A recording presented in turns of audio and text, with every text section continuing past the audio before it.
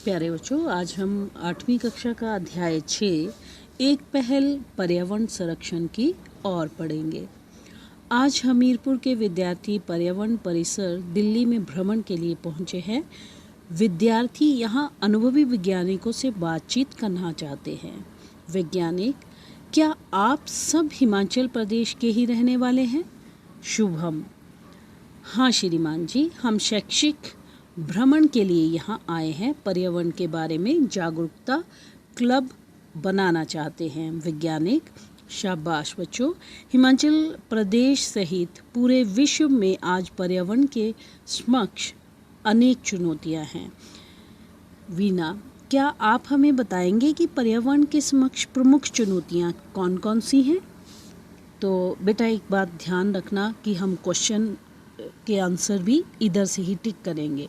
वैज्ञानिक: तो यहाँ पे जो क्वेश्चन बनता है आपका, पर्यावरण के समक्ष प्रमुख क्या चुनौतियाँ हैं, तो उसका उत्तर ये लिखेंगे आप: पर्यावरण प्रदूषण, ग्लोबल वार्मिंग, संसाधनों का अत्यधिक दोहन, घटते वन, घटती ओजोन परत, प्राकृतिक आपदाएं इत्यादि ये मानव जीवन सहित पृथ्वी को भी संकट में डाल रही हैं। तो ये जो है इस क्वेश्चन का आंसर है। कौन से क्वेश्चन का? पर्यावरण के समक्ष क्या चुनौतियां हैं, तो पर्यावरण के समक्ष ये चुनौतियां हैं। वैज्ञानिक बताते हैं कि अतिवृष्टि, अनावृष्टि, सूखा, बाढ़, आगजनी, सुनामी, भूकंप, भूस्खलन, प्राकृतिक आपदाएं, ज्वालामुखी विस्फोट व रासायनिक आपदाएं भी इसी श्रेणी में आती हैं। यदि हम ध्यान दें तो पाएंगे कि विश्व में हर साल लगभग 10 करोड़ लोग प्राकृतिक आपदाओं के कारण मर जाते हैं।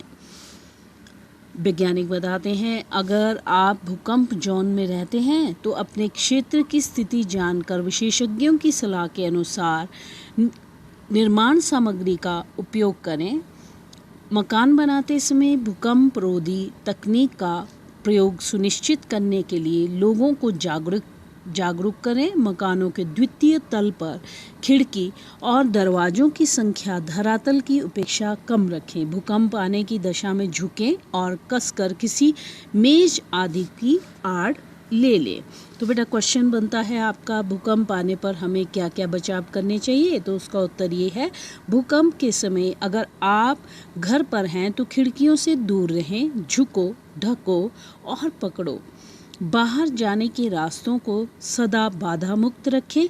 निकास के लिए लिफ्ट का प्रयोग ना करें। आपातकालीन निकास के लिए नक्शा कमरे में लगाएं व आपात निकास मार्ग अवश्य बनवाएं। भूकंप आने की स्थिति में मेन स्विच बंद कर दें।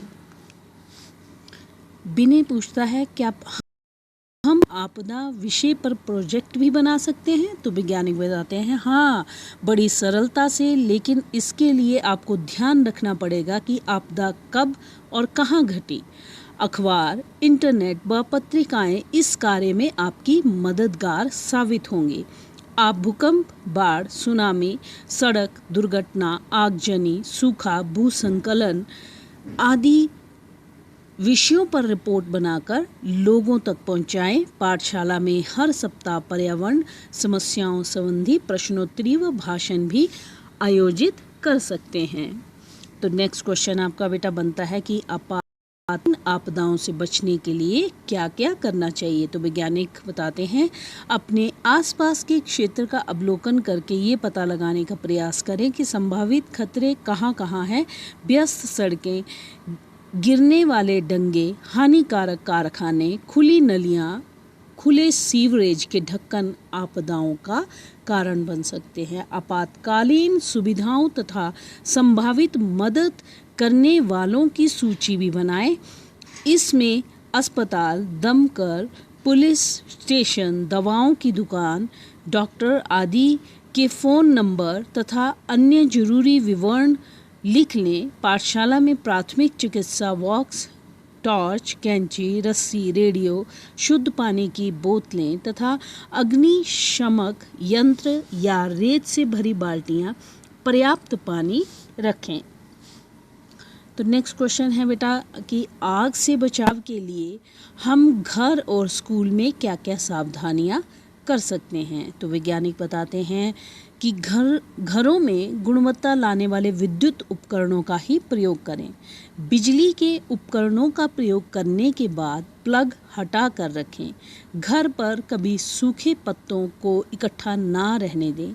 पशुओं के लिए घास इत्यादि घरों से दूर रखें।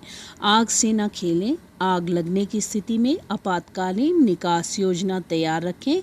आग से झुलस जाने पर घावों को बहते पानी से धोएं। अग्निशामक यंत्र का प्रयोग करना सीखें तथा घर व स्कूल में रेत व पानी की अलग अलग बाल्टियां रखें। कमरे में धुआं भरने पर घुटनों के बल रेंगे। घर पर प्राथमिक चिकित्सा पेटी अवश्य रखें। तो ये इसका उत्तर है। नेक्स्ट वैज्ञानिक जो है वो बच्चों को बताते हैं कि बाढ़ की स्थिति में पानी सदा उबाल कर पीना चाहिए। बाढ़ के समय प्रायः महत्वपूर्ण कागजात नष्ट हो जाते हैं, अतः जरूरी कागजात वाटरप्रूफ डिब्बे में रखें। वैज्ञानिक और भी बताते हैं, ये हमारे प्रश्न का भी उत्तर है। अकाल की समस्या से निपटने के लिए क्या क्या कदम उठाए जाने चाहिए। तो वैज्ञानिक बताते हैं अकाल बहुत ही बड़ी चुनौती है। इसका सीधा हल है वृक्षारोपण। जल संरक्षण के प्रति जागरूक होना बहुत बड़ी चुनौती है। वर्षा के जल का संग्रहण करें और भोजन व पानी कभी व्यर्थ ना गंवाएं। हमें अनाज का उचित ढंग से संग्रह करना चाहिए तथा साफ टंकियों में पानी भरें। तो इस तरह से बच्चों को वो वैज्ञानिक जो हैं पर्यावरण के प्रति सचेत करते हैं। वृक्ष ना काटें तथा सूखा प्रतिरोधक फसलें उगाएं।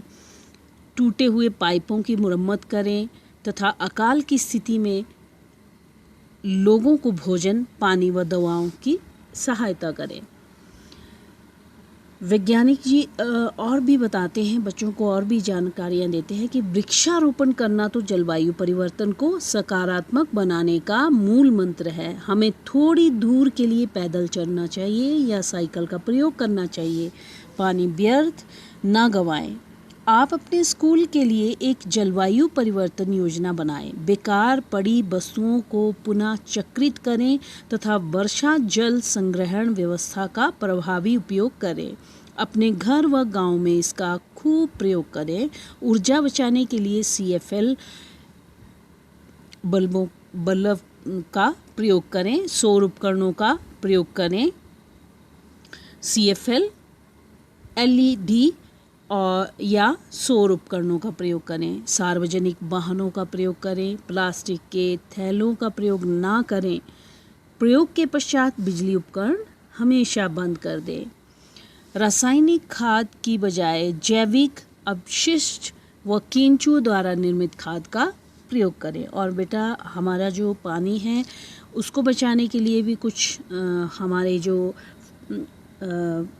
बताए हैं कि पानी के सदुपयोग के लिए क्या करना है। हमें प्रयोग के बाद नल बंद कर दें। नालियों से पानी के रिसाव की तुरंत मुरम्मत। घर के व्यर्थ पानी को क्यारियों में सिंचाई के लिए प्रयोग करें।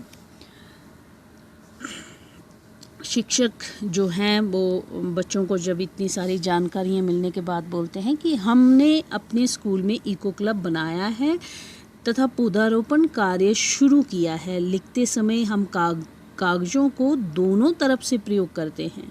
वैज्ञानिक बताते हैं कि 3R के मूल मंत्र पर आचरण करें।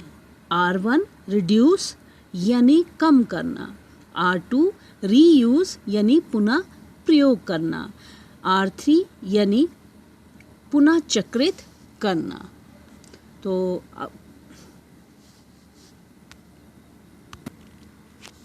शिक्षक जो है वो वैज्ञानिक से बात करते हैं कि हमारी यात्रा सफल हो गई। वैज्ञानिक बोलते हैं धन्यवाद, आपसे बातचीत में बड़ा आनंद आया। अब मुझे भी प्रयोगशाला में जाना है। अच्छा बच्चों, इन बातों को जरूर अपनाना ताकि हमारी पृथ्वी व हमारा जीवन स्वच्छ व सुरक्षित बने। तो इसके 3 प्रश्न बाकी हैं। पेयजल शुद्धता तथा जल भंडारण के लिए आप कौन कौन से कदम उठाएंगे? पेयजल की सुरक्षा के लिए पानी को उबालकर ठंडा करके उपयोग में लाया जा सकता है और वर्षा के जल के लिए तालाब, भूमिगत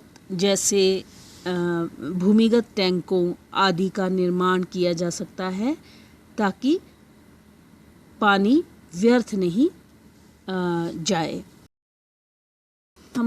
हमें पर्यावरण संरक्षण के लिए कौन कौन से प्रमुख कदम उठाने चाहिए? हमें पर्यावरण संरक्षण के लिए अधिक से अधिक वृक्ष, कूड़ा इधर उधर नहीं फैलाना चाहिए, प्लास्टिक और पॉलीथीन का प्रयोग नहीं करना चाहिए, फैक्ट्रियों तथा वाहनों से जो प्रदूषण होता है वो प्रदूषण नियंत्रक लगाने चाहिए, पानी के स्रोतों को साफ रखना चाहिए।